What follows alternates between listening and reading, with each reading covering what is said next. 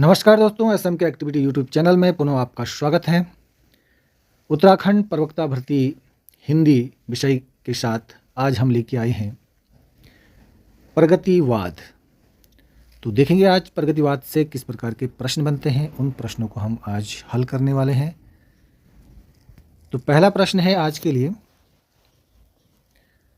जनता मुझसे पूछ रही है क्या बतलाऊं, जन कवि हूं मैं साफ कहूँगा क्यों हकलाऊं, पंक्तियाँ किसकी हैं। आपके पास ऑप्शन है रामविलास शर्मा, रांगेय राघव, नागार्जुन या भवानी प्रसाद मिश्र। तो हमारा सही ऑप्शन हो जाएगा ऑप्शन नंबर सी, नागार्जुन। ये पंक्तियाँ हैं नागार्जुन की। देखेंगे इसके विषय में जानकारी और भी। लिखा है, जनता मुझसे पूछ रही है क्या बतलाऊं, जन कवि हूँ मैं साफ कहूँगा क्यों हकलाऊं। यह कविता प्रगतिवाद के शलाखा पुरुष कहे जाने वाले कवि नागार्जुन की है।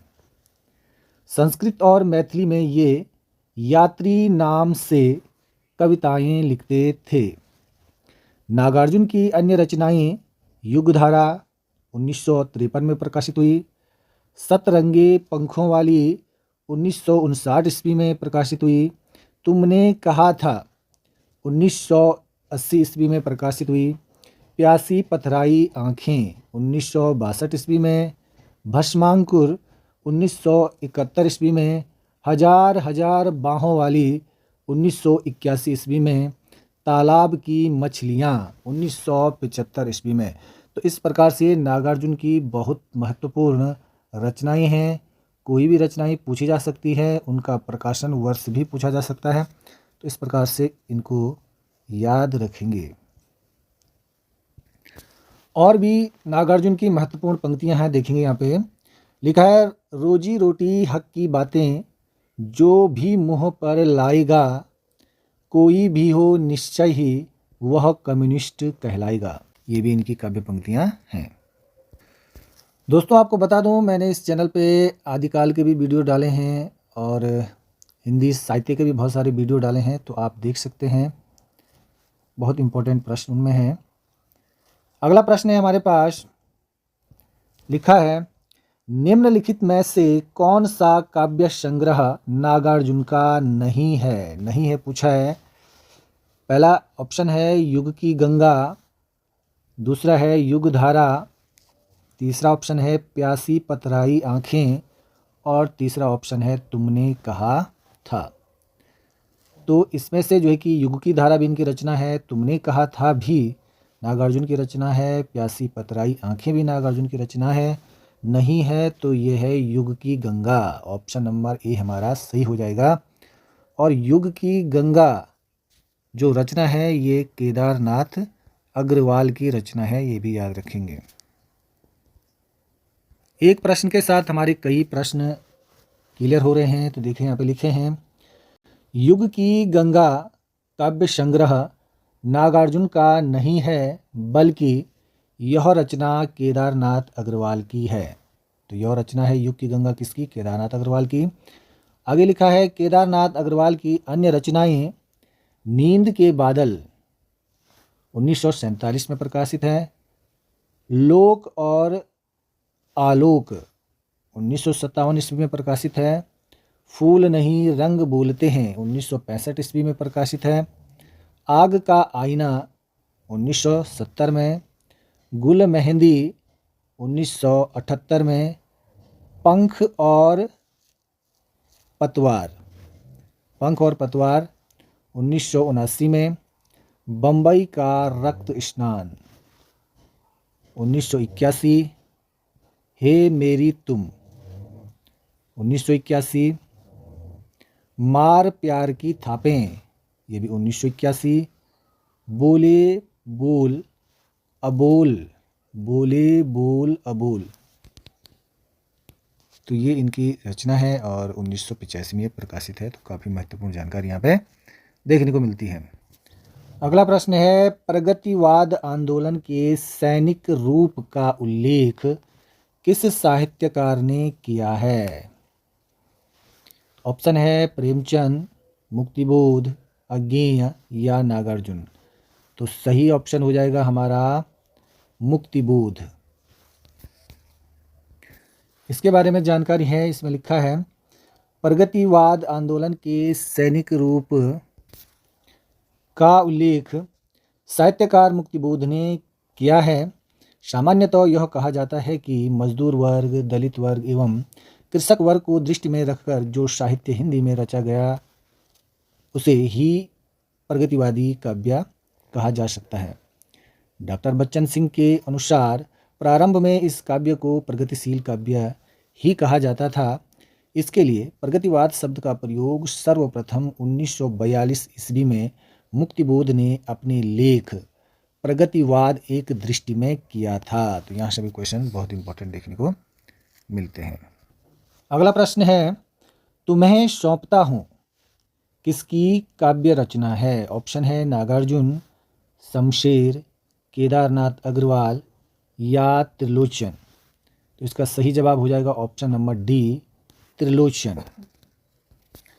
लिखा है तुम्हें सौंपता हूँ त्रिलोचन शास्त्री का कविता संग्रह है। त्रिलोचन शास्त्री का जन्म 1917 ईस्वी में सुल्तानपुर उत्तर प्रदेश तथा निधन दिसंबर 2007 को गाजियाबाद में हुआ।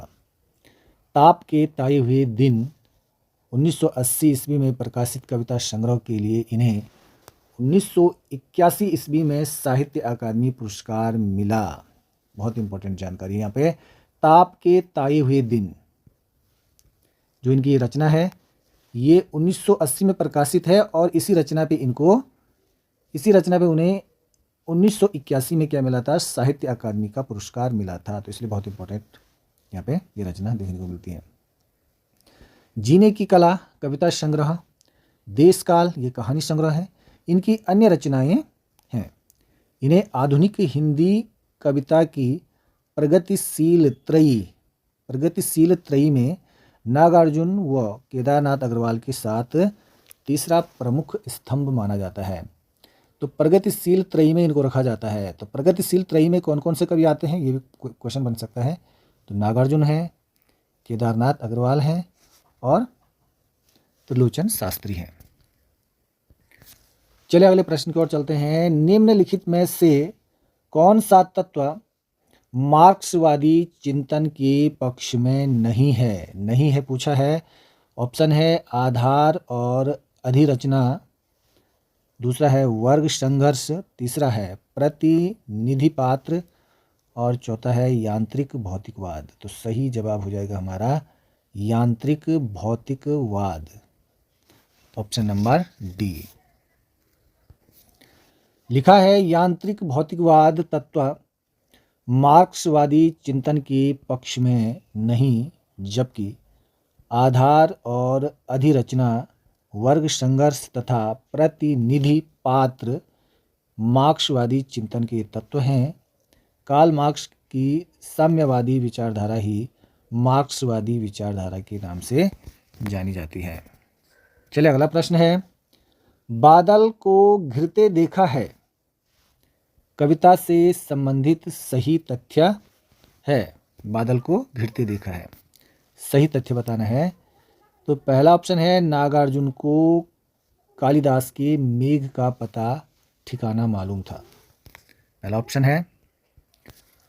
दूसरा ऑप्शन है नागार्जुन का बादल कल्पना प्रसूत नहीं है, तीसरा ऑप्शन है इसमें उज्जैनी के जीवन का यथार्थ वर्णन किया गया है, चौथा ऑप्शन है इसमें किन्नर किन्नरियों के स्वच्छंद जीवन के अनुभूत्यात्मक चित्र है। नीचे दिए गए विकल्पों में से सही उत्तर का चयन कीजिए। तो इसमें से आपने सही उत्तर बताना है कौन सा सही है। तो इसमें से हो जाएगा हमारा डी वाला आंसर सही हो जाएगा।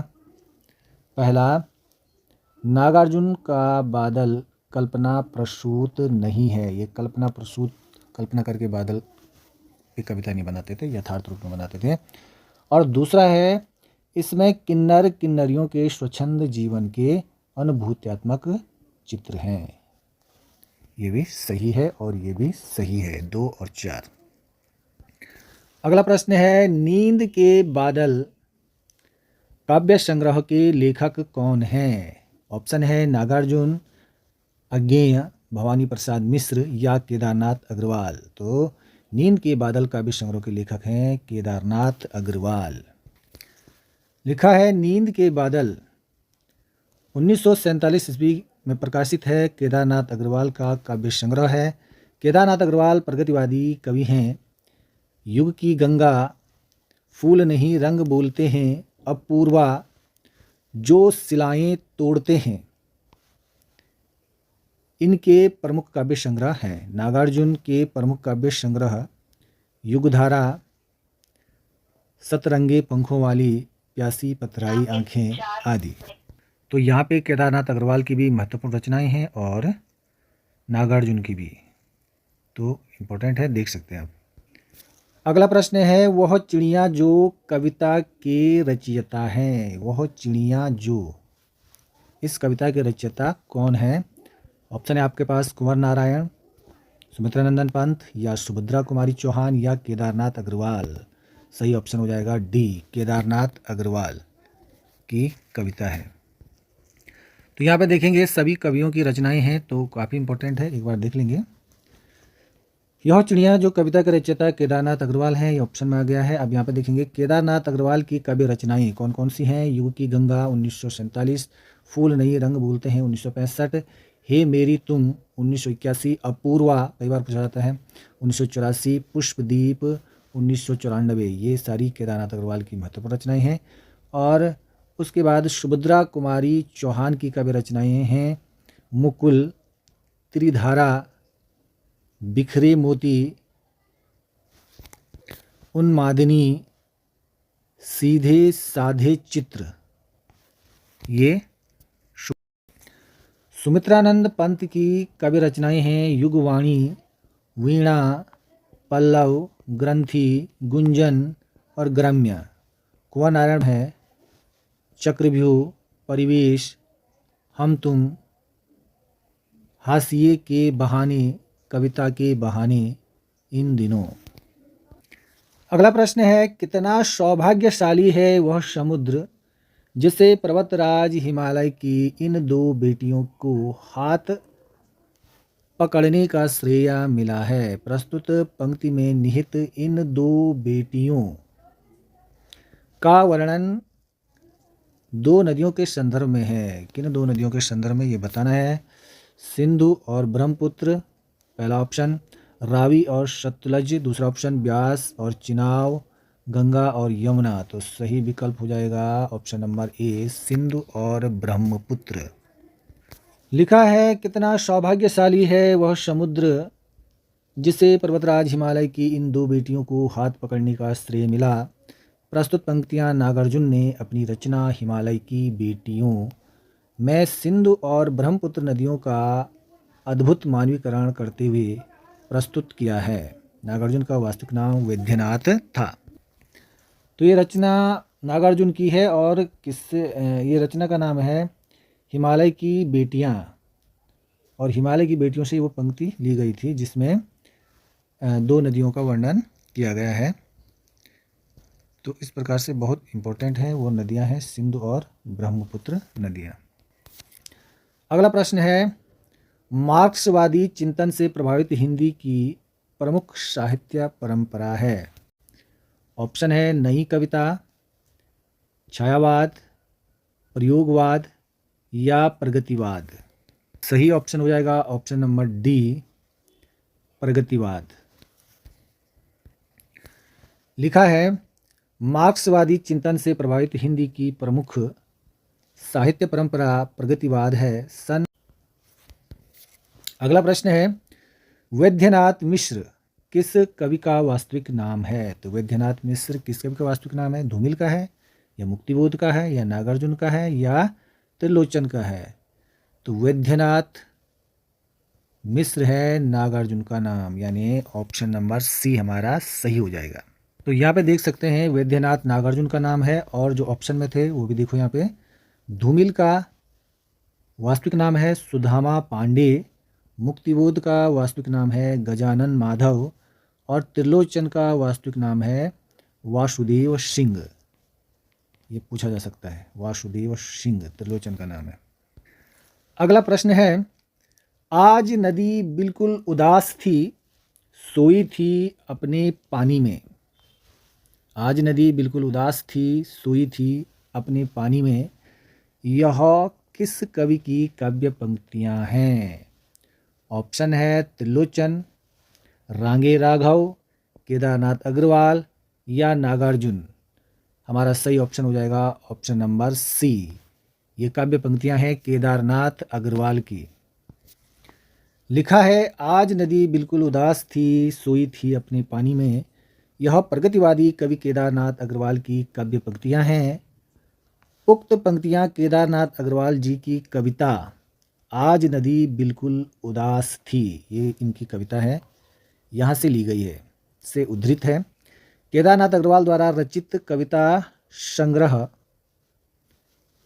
है हे मेरी तुम जो सिलाएं तोड़ते हैं, कहे केदार खरी खरी, और मार प्यार की थापें, फूल नहीं रंग बोलते हैं अपूर्वा। ये इस प्रकार से इनकी क्या है, प्रमुख कविता संग्रह है। अगला प्रश्न है, निम्नलिखित में से असत्य कथन कौन सा है? इसमें असत्य कथन बताना है। पहला ऑप्शन है, द्वंद्वात्मक भौतिकवाद मार्क्सवाद का दार्शनिक दृष्टिकोण है। दूसरा है, मार्क्सवाद के अनुसार समीक्षा के लिए कृति ही विचारणीय है। तीसरा ऑप्शन है, क्रिस्टोफर कार्डवेल की कृति इल्यूजन एंड रियलिटी मार्क्सवादी साहित्य चिंतन की महत्वपूर्ण पुस्तक है। और डी है, मार्क्सवादी साहित्य चिंतन के मूल उद्देश्य कला और साहित्य को समाज परखता एवं ऐतिहासिक परिप्रेक्ष्य में उसकी अवधारणा के साथ जा सकते हैं। तो कौन सा इसमें असत्य है बताना है, तो ऑप्शन नंबर बी हमारा असत्य है कि मार्क्सवादी के अनुसार समीक्षा के लिए कृति ही विचारणीय है। बाकी ये सारे ऑप्शन सही हैं, तो ऑप्शन नंबर बी हमारा सही जवाब हो जाएगा। अगला प्रश्न है, डॉक्टर नगेंद्र ने प्रगतिवाद का आरंभ काल माना है। डॉक्टर नगेंद्र ने प्रगतिवाद का आरंभ काल माना है। कौन सा माना है? सन 1936 ईस्वी को, या सन 1937 ईस्वी को, या सन 1938 ईस्वी को, या सन 1939 को। तो ऑप्शन सही हो जाएगा ऑप्शन नंबर ए 1936 ईस्वी को। देखेंगे यहाँ पे लिखा है, डॉक्टर नगेंद्र ने प्रगतिवाद का आरंभ काल सन 1936 ईस्वी को माना है। डॉक्टर नगेंद्र का जन्म सन 1915 ईस्वी में अलीगढ़ के अमरोली में हुआ था। उन्होंने प्रगतिवाद काव्यधारा का समय 1936 ईस्वी से 1943 ईस्वी तक माना है। 1936 से 43 तक केदारनाथ अग्रवाल, रामविलास शर्मा, नागार्जुन, रांगे राघव, शिवमंगल सिंह सुमन, त्रिलोचन आदि प्रगतिवाद के प्रमुख कवि हैं। डॉक्टर बच्चन सिंह ने सुमित्रानंदन पंथ कृत युगवाणी को खड़ी बोली का प्रथम प्रगतिवादी काव्य माना है। यहाँ से भी क्वेश्चन बन सकते हैं। अगला प्रश्न है, कामाध्यात्म की समस्या। कामाध्यात्म की समस्या निम्नलिखित में से किस रचना में उठाई गई है? कामाध्यात्म की समस्या किस रचना में उठाई गई? ऑप्शन है आत्मजयी, संशय की एक रात, उर्वशी या कनुप्रिया। तो सही जवाब ढूंढेंगे इसका, कौन सा सही जवाब हो जाएगा? तो इसका सही जवाब है उर्वशी। कामाध्यात्म की जो समस्या उठाई गई थी उर्वशी में उठाई गई थी, और उर्वशी दिनकर की रचना है, और यह एक कालजयी रचना मानी जाती है। और इसमें उर्वशी और पुररवा के प्रेम प्रसंग को बताया गया है।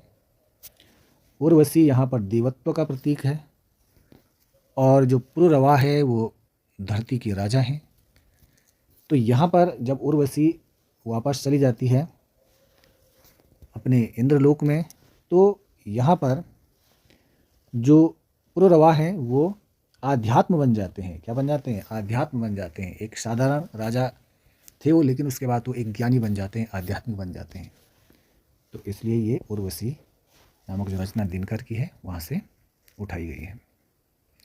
तो इसी प्रकार से जो है कि लगातार ये वीडियो मिलते रहेंगे। चैनल को आप ज़रूर सब्सक्राइब करें, अगर आप नहीं हैं लाइक करें, शेयर करें। आज के लिए धन्यवाद।